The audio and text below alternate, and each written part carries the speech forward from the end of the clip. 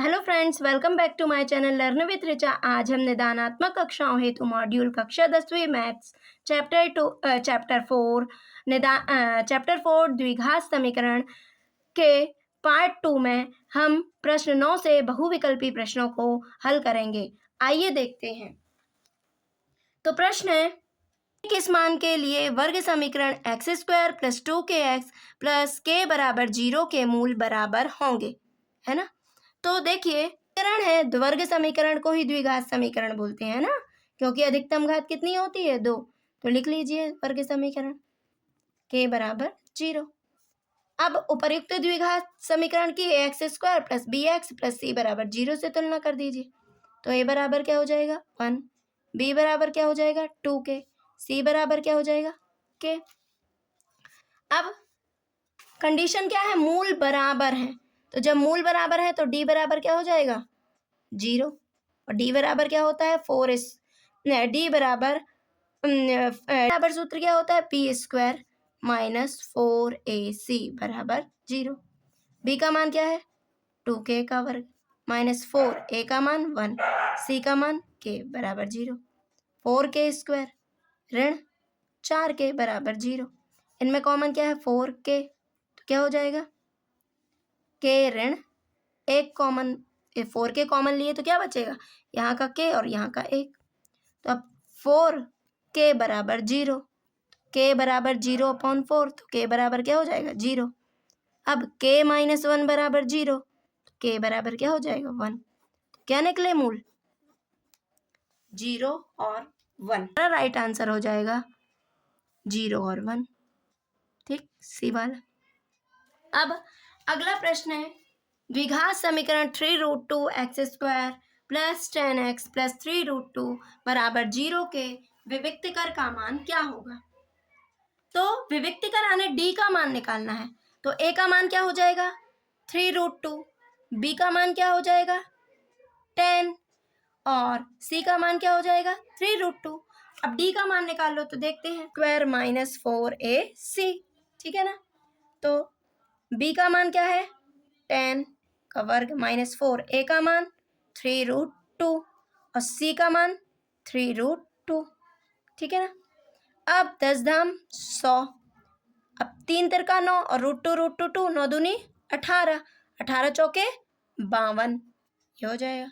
घटाओ, 8 बचे 6, 4 बचा 0, क्या हो जाएगा?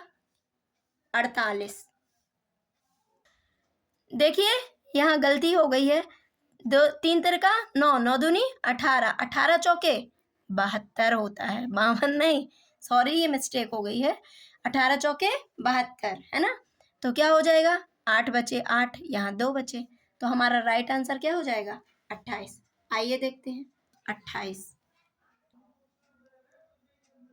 द्विघात समीकरण 2x² - 6x + 3 = 0 के मूल होंगे।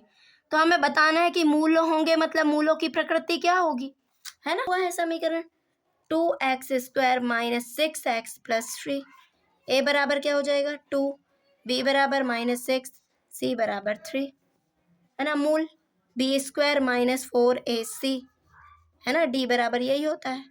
तो देखो b का मान क्या है? ऋण 6 का वर्ग -4, a का मान 2, c का मान 3, 6 6 36, 4 दूनी 8 दिया 24, 6 में से 4 गए 2, 3 में से 2 गए 1, कितना आया? 12। तो d का मान 0 से बड़ा हुआ ना, तो मूल कैसे होंगे? वास्तविक व भिन्न। कैसे होंगे? वास्तविक व भिन्न। तो यहाँ पर ऑप्शन क्या मिला है? वास्तविक, है ना। तो कैसे होंगे? वास्तविक। धनात्मक आया है ना मान, 0 से बड़ा है, तो ये क्या हो जाएंगे? वास्तविक हो जाएंगे।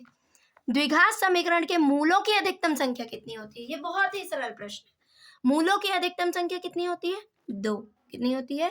2, है ना। द्विघात समीकरण है, मूल का है, या कितनी घात होगी? द्विघात समीकरण की घात 2 ही होगी और मूल भी कितने होंगे? 2 होंगे। अब x - 1 का होल स्क्वायर बराबर 0 के हल है। तो आइए देखते हैं, x - 1 का होल स्क्वायर बराबर 0। तो अब ये घात 2 है, इसको 2 बार लिख लो। x - 1 ऐसा लिख सकते हैं। अब x - 1 को 0 के बराबर कर लो। x बराबर 1। अब इसको भी 0 के बराबर करो, क्या आ गया x बराबर 1, दोनों मान क्या है 1, तो राइट आंसर क्या हो जाएगा C। अब अगला प्रश्न है वर्ग समीकरण x square minus 7x minus 60 के मूलों की प्रकृति क्या है। अब इसमें भी मूलों की प्रकृति निकालना है तो हमें क्या फाइंड करना पड़ेगा, d का मान। तो आइए देखते हैं, square minus 7x minus 60, a का मान क्या हो गया 1, b का मान माइनस 7, c का मान माइनस 60, ये हो गया ना। अब मूलों की प्रकृति तो क्या निकालना है, d बराबर b square minus 4ac, b का मान ऋण 7 का वर्ग 4, a का मान 1, c का मान माइनस 60, तो 7 सतैया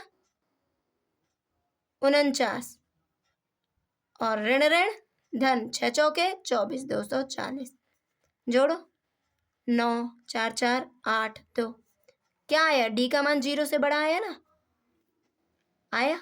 तो जब 0 से बड़ा है तो मूल कैसे होंगे, वास्तविक, ठीक है, आई होगा ए वाला, ठीक। अब एक्स स्क्वायर प्लस 5x बराबर 0 के मूल हैं, एक्स स्क्वायर प्लस 5x बराबर 0, ठीक है ना, क्या कॉमन लिए x, तो x धन 5 बराबर 0। अब इस x को एक बार 0 के बराबर करो तो x बराबर क्या मिल गया 0, x धन 5 को 0 के बराबर करो, अब ये धन का है तो इस साइड जाएगा तो क्या हो जाएगा ऋण का, तो 0 और ऋण 5, ये दो मान मिले ना, देखो कहाँ पर है, तो आंसर हो जाएगा a, ठीक है ना।